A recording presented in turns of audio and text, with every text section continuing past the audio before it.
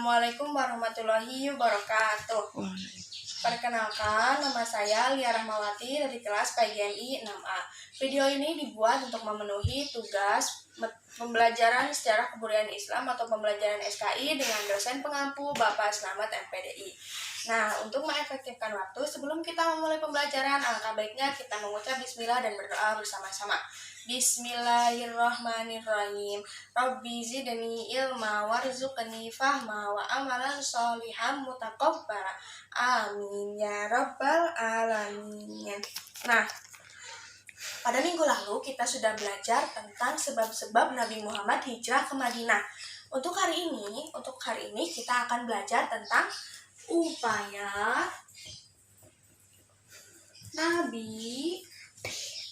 Nabi Shallallahu Alaihi Wasallam, Nabi Muhammad Shallallahu Alaihi Wasallam membina masyarakat Madinah. Nah, kalau dulu Hiroshima dan Nagasaki pernah dibom, pemerintah yang pertama kali atau hal-hal yang pertama kali dibangun oleh pemerintah adalah bidang pendidikan dan kesehatan. Begitu juga Nabi, ketika Nabi hijrah ke Madinah, ada 4 bidang yang dibangun oleh Nabi. Yang pertama ada bidang agama, kemudian ada bidang sosial, kemudian ada bidang ekonomi, yang keempat ada bidang pertahanan. Nah, untuk bidang yang keempat ini insya Allah kita akan bahas minggu depan ya. Nah, hari ini kita akan membahas ketiga bidang ini, bidang agama, bidang sosial, dan bidang ekonomi. Oke, langsung saja ke media pembelajaran. Sebenarnya media pembelajaran ini bisa digunakan dengan media pembelajaran kooperatif atau kelompok di kelas. Nah, karena sekarang pembelajarannya online, jadi kita langsung bahas saja ya.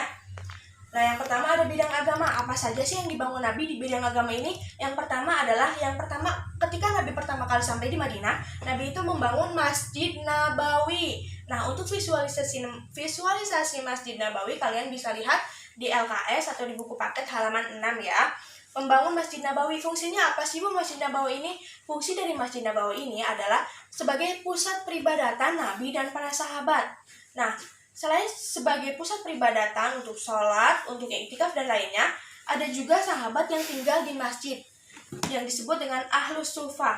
Nah, masjid juga dimanfaatkan untuk memperdalam agama Islam atau tafaquh fiddin. Nah, masjid juga digunakan untuk menghafal hadis. Salah satu sahabat yang menghafal hadis adalah Abu Hurairah. Nah, yang kedua ada bidang sosial. Apa saja sih yang dilakukan Nabi ketika sampai di Madinah di bidang sosial? Kenapa harus bidang sosial? Karena manusia adalah makhluk sosial yang tidak bisa hidup sendiri. Nah, yang pertama yang dilakukan Nabi adalah mempersaudarakan antara kaum muhajirin dan kaum ansor. Ada yang tahu tidak apa perbedaan kaum muhajirin dan kaum ansor? Kaum muhajirin adalah kaum yang ikut Nabi hijrah dari Mekah ke Madinah. Sedangkan kaum ansor adalah kaum asli atau kaum penduduk asli Madinah. Ansor ini artinya penolong. Jadi kaum ansor ini menolong kaum muhajirin. Seperti itu. Nah, kalau dulu masyarakat Madinah itu terbiasa bersaudara dengan yang satu darah, yang satu suku, yang satu ras. Nah, ketika Islam datang, Nabi datang ke Madinah, mereka itu melakukan ukhuwah Islamiyah atau persaudaraan satu iman dan satu Islam. Nah, yang selanjutnya Nabi juga menyuruh kaum Madinah, kaum muhajirin dan kaum ansor untuk meninggalkan budaya jahiliyah. Budaya jahiliyah itu apa sih Bu? Budaya jahiliyah itu budaya atau kebiasaan kaum Mekah, kaum kafir Quraisy yang membunuh anak perempuan hidup-hidup. Nah, Nabi juga selain 3 ini, Nabi juga menyuruh untuk menghindari fitnah dan caci maki. Kenapa harus menghindari fitnah? Ketika ada informasi yang masuk, harus tabayun dulu atau harus klarifikasi terlebih dahulu. Yang terakhir, yang ketiga, ada bidang ekonomi. Kenapa harus bidang ekonomi? Karena manusia itu hidup butuh makan, butuh berpakaian, butuh tempat tinggal. Hal yang dilakukan Nabi dalam bidang ekonomi yang pertama ada bercocok tanam. Nah, biasanya bercocok tanam ini tanahnya milik kaum Ansor. Nah, yang mempekerjakan atau yang bekerja itu kaum muhajirin, dikenal dalam Islam dengan sebutan muzaroah dan muhorobah. Nah, yang kedua membagi lahan. Nabi Muhammad menyuruh kaum Ansor untuk berbagi lahan dengan kaum muhajirin, baik itu untuk bercocok tanam, untuk tempat tinggal, dan untuk yang lainnya. Yang ketiga ada mendirikan pasar. Nabi Muhammad menyuruh untuk kaum muhajirin dan Ansor ini mendirikan pasar. Pasar ini sebagai roda ekonomi supaya uang itu terus mengalir, terus berputar seperti itu. Nah, dalam mendirikan pasar, Nabi itu memerintahkan untuk semua pembeli itu berlaku jujur. Tidak boleh ada monopoli karena monopoli itu bisa merusak perdagangan. Yang keempat, Nabi menyuruh kaum muhajirin dan Ansor untuk membangun baitul mal yang fungsinya untuk membayar zakat, infak, dan sedekah. Yang terakhir, ada membayar pajak atau jiz'ah. Membayar pajak atau jiz'ah ini diperuntukkan untuk kaum Yahudi. Kaum Yahudi sebesar 1 dirham untuk satu laki-laki dewasa. Nabi Muhammad juga menyuruh kalau misalnya ada barang yang masuk ke dalam Madinah, dari luar Madinah masuk ke dalam Madinah, itu ada beanya, ada dananya sendiri. Oke, dari ketiga bidang yang dijelaskan oleh Ibu, ada yang ingin ditanyakan anak-anak? Apabila ada yang ingin ditanyakan, silahkan japri di grup WA ya, nanti Ibu akan jawab pertanyaan kalian. Oke. Nah, yang terakhir ada bidang pertahanan. Di bidang pertahanan ini membahas 3 macam perang. Yang pertama ada perang Badar, perang Uhud, dan perang Khandaq. Nah, untuk bidang pertahanan ini insya Allah kita akan bahas minggu depan ya. Nah, kita review sekali lagi. Upaya Nabi Muhammad membina masyarakat Madinah ada 3 bidang. Sebenarnya ada 4 bidang, untuk hari ini kita membahas 3 bidang terlebih dahulu. Yang pertama ada bidang agama, bidang sosial, bidang ekonomi. Yang bidang agama, Nabi Muhammad membangun Masjid Nabawi, ada Ahlu Sufa, dan ada yang menghafal hadis di Masjid Nabawi. Yang kedua ada bidang sosial. Bidang sosial itu Nabi Muhammad mempersaudarakan antara kaum muhajirin dan kaum ansor.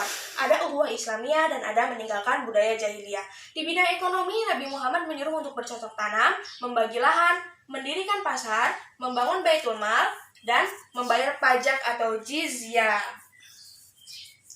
Oke, sekali lagi kalau misalnya ada yang ingin bertanya silakan japri ke Ibu atau tulis pertanyaannya di grup WA ya. Untuk absen juga sama, nanti absennya kalian list di grup WA. Nah, ini materi yang dapat Ibu sampaikan hari ini. Mohon maaf atas segala kekurangan. Wabillahi taufiq wal hidayah.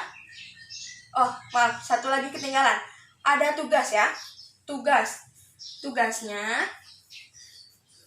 kalian mengisi LKS atau buku paket halaman 11. Kalian mengisi buku paket halaman 11. Oke? Tugasnya kalian mengisi buku paket halaman 11, nanti dikumpulkan ketika pertemuan selanjutnya. Oke, ini yang dapat Ibu sampaikan. Mohon maaf atas segala kekurangan.